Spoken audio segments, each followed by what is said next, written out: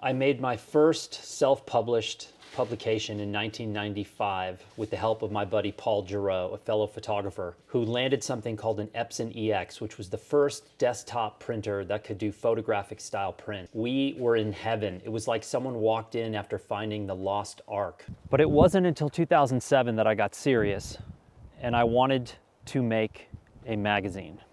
In 2007, I came up with the idea of seeing if I could sell 100 copies of a magazine. I had no idea if I could do this. I also didn't know how to do it. So I did some searching online and I found a company called MagCloud and decided, yep, that's my ticket. I also knew if I was gonna sell this thing, I had to come up with a topic that people wanted. So what I came up with was called Manifesto, which was an epic rant about the photo industry and 6 or 7 essays shot with the Leica M. My design skills were puny, my editing skills so-so, but it didn't matter. I put this thing out and within a couple of days, it sold out. I know what you're thinking, Milnor, this is pure genius. But the truth is, I can't claim this technique. Photographers have been self-publishing forever. In fact, before there was such a thing as a photo book publisher, people were self-publishing. And the magazine in particular has had a hold on photographers unlike anything else. Let me show you Manifesto Magazine. What you're looking at on the top is the last remaining pristine copy. This is in plastic. This will never be unwrapped. It is the last one remaining. It is number 100 out of 100. This is the sneak peek that I made. So anytime I do any kind of publication, I always do a test first. So this was the test of Manifesto Magazine. So I needed to know what the paper was like. I needed to know what black and white images looked like. I needed to know what size copy to use. I needed to know what color images looked like, etc. Also, what you can't tell in this, because it's black and white film, is this is a navy blue, a deep blue background, which throws people off because they think it's supposed to be black. Not the case. So that was my sneak peek.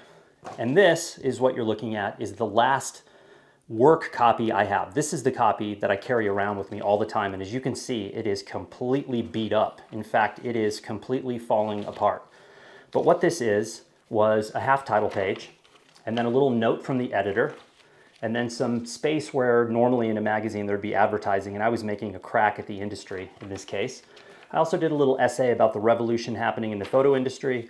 I did a page of copy about using the Leica M, and then we start with the stories. And this was very simple. As you can see, the design is painfully simple. This was a project about called Man vs. Nature, about California vehicular off-road recreation parks, and sort of their battle with some of the environmental groups that were taking place at the time.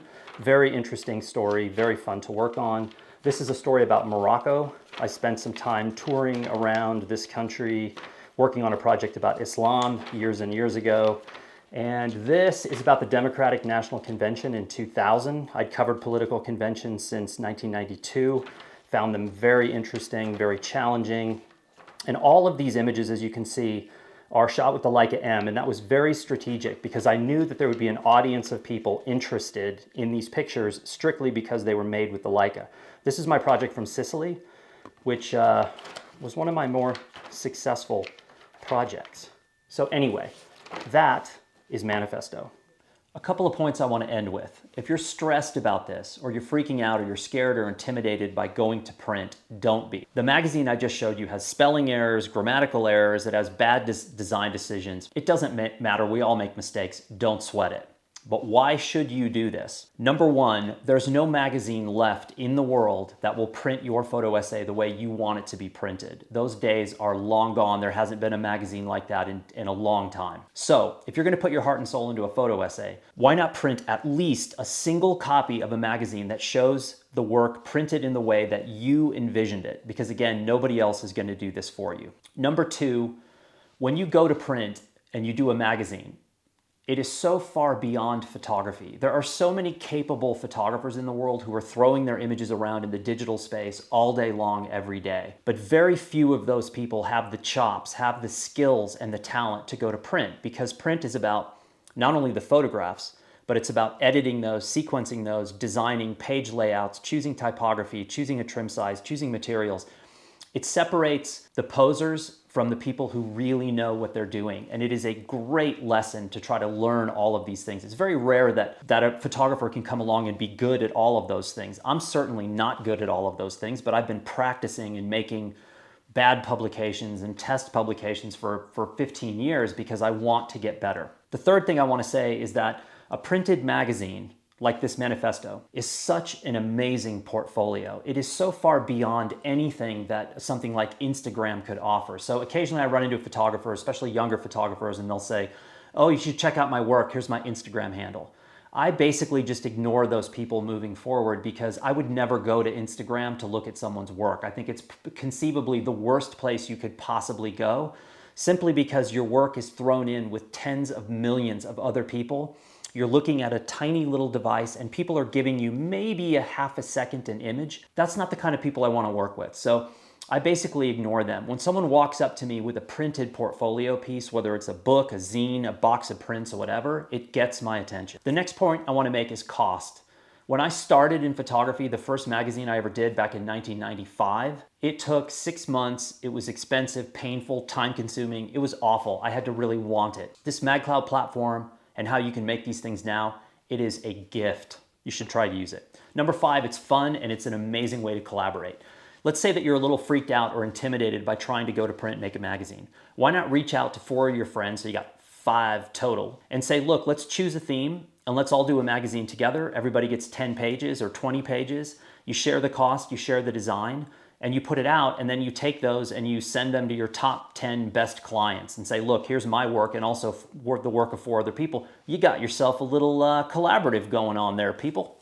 Okay, and last, if you're sitting at home right now, which I'm guessing many of you are, and you're saying, that's it, man, this Milnor guy's been threatening me with print for so long, I'm gonna actually do it. Just go to magcloud.com and you'll notice that there's a multitude of software options. Adobe InDesign, Adobe Photoshop, Pages, Microsoft Word. There's a million ways of making MagCloud publication. There's also a template system that they use, which is amazing because it saves you from yourself. You just put in the ingredients of what you want and it gives you a template to download, and that's your starting point.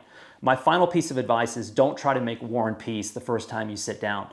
Give yourself limits, 8 pages, 20 pages, and just say, that's it. All I have is 20 pages. I'm gonna make the best 20 pages I can and let the chips fall where they may. And if I make a mistake, I make a mistake. Who cares? Own it, move on, have fun.